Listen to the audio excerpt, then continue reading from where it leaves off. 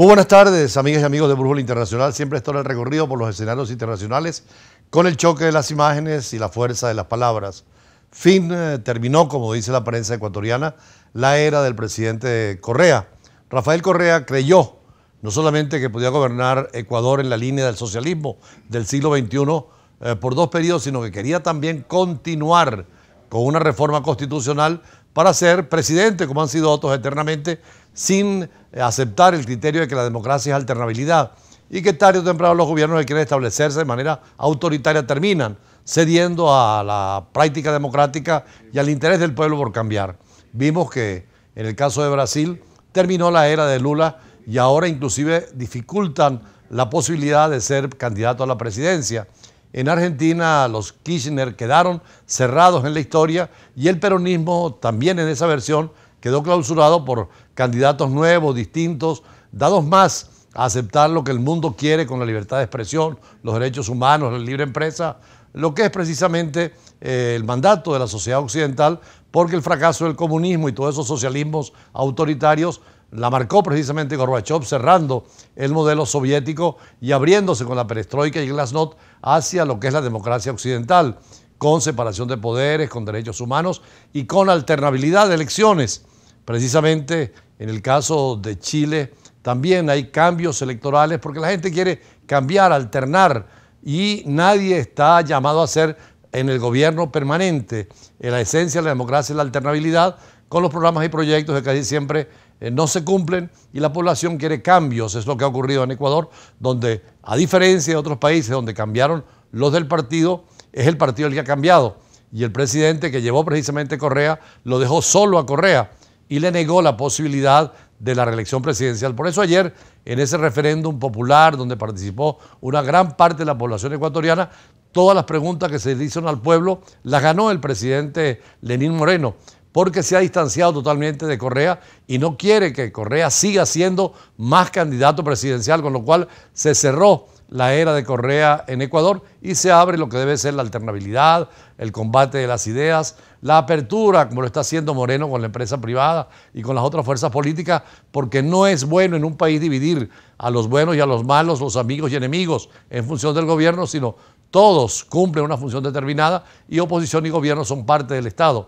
Por eso, un aplauso para el presidente, precisamente Lenín Moreno, que ha abierto Ecuador a la senda que debe estar, dejando de lado el socialismo del siglo XXI, que se está cerrando en toda América Latina y que naturalmente permite mayor democracia y sobre todo mayor inserción en el contexto internacional. Veamos lo que ocurrió precisamente ayer en nuestro amigo país de Ecuador.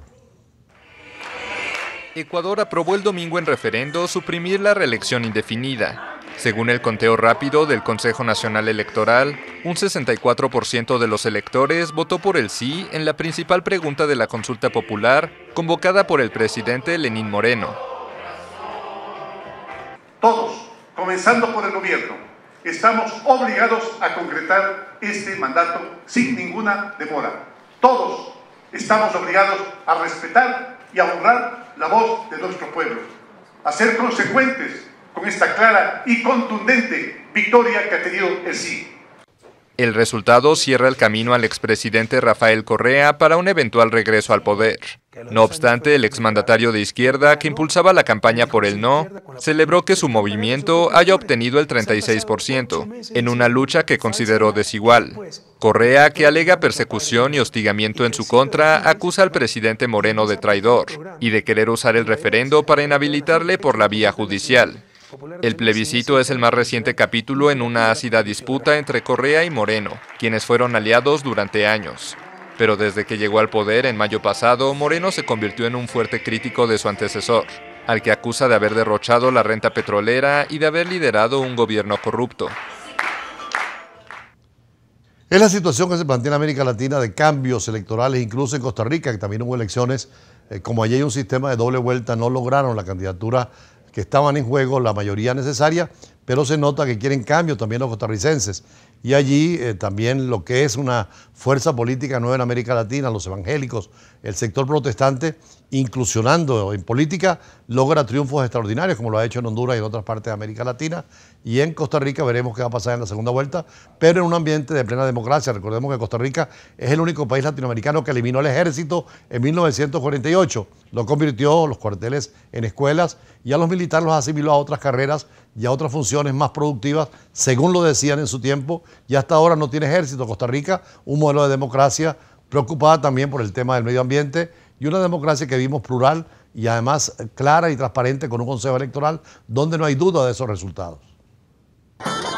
El presidente de Costa Rica se conocerá en un balotaje el 1 de abril.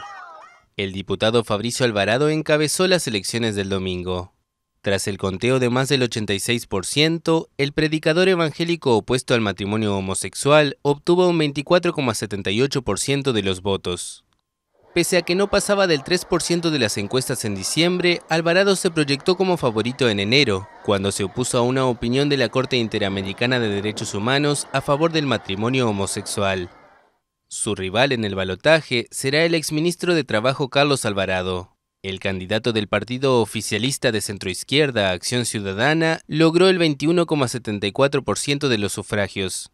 La jornada estuvo marcada por un abstencionismo de más de un tercio del electorado. Por primera vez en más de medio siglo, el poder no será disputado por los dos partidos tradicionales del país, el Socialdemócrata Liberación Nacional y el centroderechista Unidad Social Cristiana. Esto es interesante porque en el mundo casi siempre las grandes fuerzas, sobre todo en Europa, social cristianas, socialdemócratas, y en América Latina, que también se expresan, era el caso de Venezuela con Compañía de Acción Democrática, hay alternativas nuevas, como fue cuando el presidente Chávez salió como candidato independiente, y ahora también pareciera que pudiera haber la posibilidad de un candidato independiente en el caso venezolano o en las situaciones de América Latina donde salen candidatos distintos. Fue lo que pasó en Francia con el presidente Emmanuel Macron, donde no es ni de la derecha conservadora que ha gobernado parte de Francia, ni de la izquierda tampoco socialdemócrata, que también ha gobernado ese país. Y en el caso de Costa Rica, los dos grandes partidos no van a tener opción de volver al poder porque hay fuerzas nuevas, completamientos nuevos, y eso es parte de enriquecer la democracia. Vamos a un corte y ya regresamos.